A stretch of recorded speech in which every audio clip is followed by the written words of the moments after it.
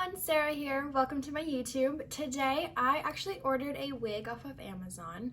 One of my favorite things to do is to get a really cheap wig and then try to make it look expensive. So today we're going to be taking a wig and making it go from this to this. Normally when I get the wig, it is a lace front. This one, however, is not. So typically with my lace front wigs, I start by cutting the lace and then I'll pluck the hairline, I'll put it on my head and see exactly where it should be, and then I'll use the Got2b freeze spray to kind of tuck it down. But today we're gonna actually skip that step because it doesn't have a lace front. The wig I got today, the brand is called Fashion Wigs. I got it on Amazon. I'll put the link in the bottom. But this is the wig. I think it's about 18 inches, so it's not super long. I have a few other ones that are curly and they're super long, so I wanted to kind of switch it up and get a straight one. So the inside of the wig, it's just a normal net kind of thing. I don't know if you guys can see that. And it comes with the clips. I don't have hair, so I don't actually need those. And then as of right now, this is the part. It's not too bad. I like some of these that aren't lace front just because they actually come with a skin graft on the bottom, so it actually looks like an actual scalp, which I love. So with the wigs, I typically just brush them out and get a feel of how they are. This one doesn't really tangle too easily. It's super soft, which I love, and for the price, it's pretty good. But now that it's all brushed out, what I do is I just adjust the straps that are here and the clasp to make sure that it fits my head. And so I like them to be pretty tight just because, especially with no lace and no gluing, I don't want it to be moving at all. So we'll go ahead and put it on my head to get a feel of how it's looking and then go from there to see like what kind of alterations we might need to do. And then what I typically do is I put the band like on the back of my head and then I just pull this forward where I want it. I always want to put it like right where my hairline starts, just because if you have it like too far forward, like everyone's gonna know that's a wig. It's not realistic. And so I usually put it as far back as possible and then go from there. So right off the bat, this isn't too bad. Like I definitely need to pluck the front to see where, like, see this part? That definitely needs to get fixed. But now once it's on my head, I just kind of brush through it again to see. This wig, I've noticed that like if you buy a wig that's straight, it's not as well done as the ones that come curly, just because the ones that are straight, you can see a lot more of the imperfections where it's kind of shorter on the under layers. So with this, I was planning on cutting about, because right here, it's like to there. I was gonna cut it to about here. So we're actually gonna start with just doing that and giving it a little bit of a trim. And then from there, I'm going to do the front layers because I don't like them how they kind of close off into my face. Typically with wigs, because I get synthetic wigs, I try not to really use scissors because it doesn't really cut as well and make it a realistic cut. So I actually use a straight razor to kind of start trimming. Because I'm just doing a blunt cut all the way around though, I'm going to start with scissors and then go in with the razor to kind of thin it out a little bit. I do a lot of alterations to the wigs that I get, just because, I don't know, I want them to kind of suit my face more. I feel like when you buy wigs, they're more of a template, just because no one wig is gonna fit everyone the same. And I like that they're all adjustable, and I like that it gives room to do what you want. So yeah, we're gonna go ahead and go with that length. And then once I'm kind of further along, I'll kind of stop it and go back to you guys when it's all cut.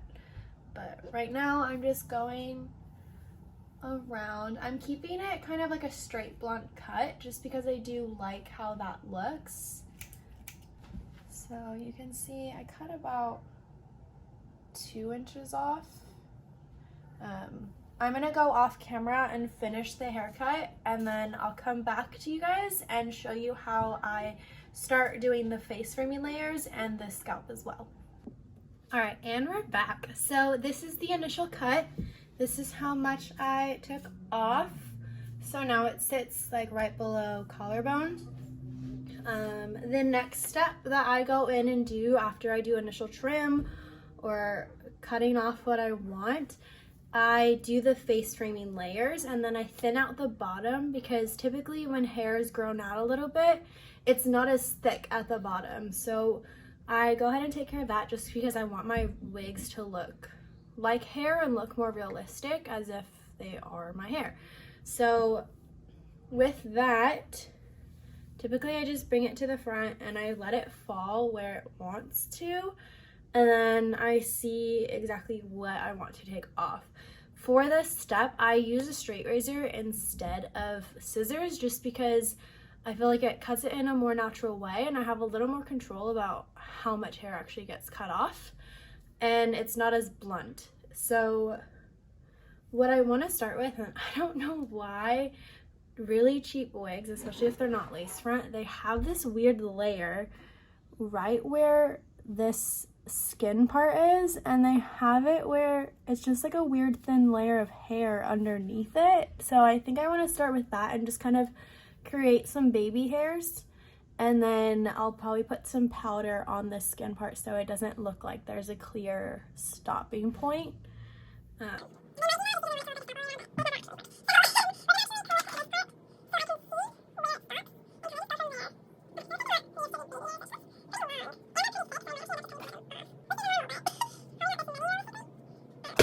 So I'm just gonna go ahead and just trim this.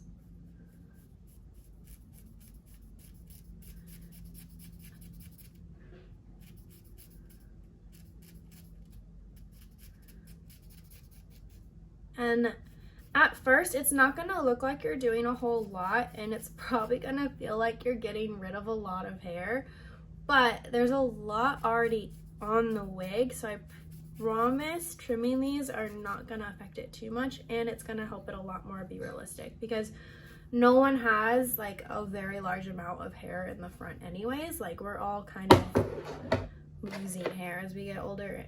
So I'm just gonna keep thinning that out, and I'm just gonna let it be like the little, like really thin wispies.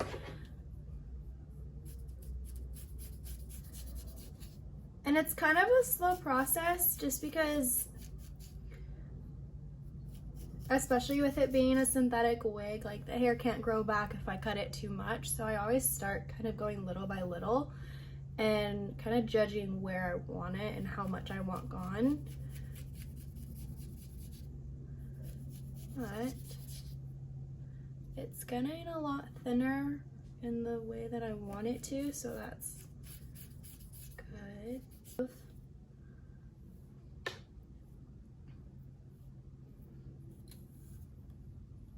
Okay, and then I'm gonna try to do this side. My favorite thing about wigs is that there's so many different kinds and so many different colors that you always really get to experiment, and it's actually helping me a lot because I'm going to be growing out my hair again, and this kind of helps me get past the in-between stage of the fuzz and then being able to see what my hair could look like. So it's kind of almost like a goal setter of like, hey, I want my hair this long, and it's kind of motivation to keep it growing instead of shaving it again. I shaved my head in the beginning of quarantine, and it was just to kind of start over because I haven't seen my natural hair color since I was in high school, and I just really wanted to switch it up and see what it would grow back like and what color it is, and just kind of get back to my natural state. So far it's been really difficult because I have not grown it back out yet, and I keep shaving it because I'm really impatient. But hopefully with the wigs and kind of being able to experiment, I can kind of move to that next stage of growing it out. So I don't know if you guys can see the difference, but it is a lot thinner, and you can see how when I just let it fall where it wants, it doesn't go as far into my face. And that's the ultimate goal, is because no one's hair kind of just, I mean, emo stages it definitely did, but I like my hair out of my face. And so just doing that little bit of thinning, it kind of helped it to where when it falls, it kind of frames my face instead. It's still not as thin as I would like it, so I'm gonna go ahead and continue just kind of thinning it out up here off camera, and then I will come back and show you guys how it looks, and then we'll thin out the bottom together. Alrighty, so this is what it looks like. The next and final step is for me to fix the part and to thin out the bottom just a little bit. I'm gonna go ahead and time lapse that for you guys so you can watch, but it won't be me rambling. And here we go. Okay, here's the finished product. This is how it looks. I went in and I thinned out the bottoms just so that it doesn't feel like a blunt cut. It feels more like hair that's grown out a little bit. She's a good 2.5, 3 inches shorter.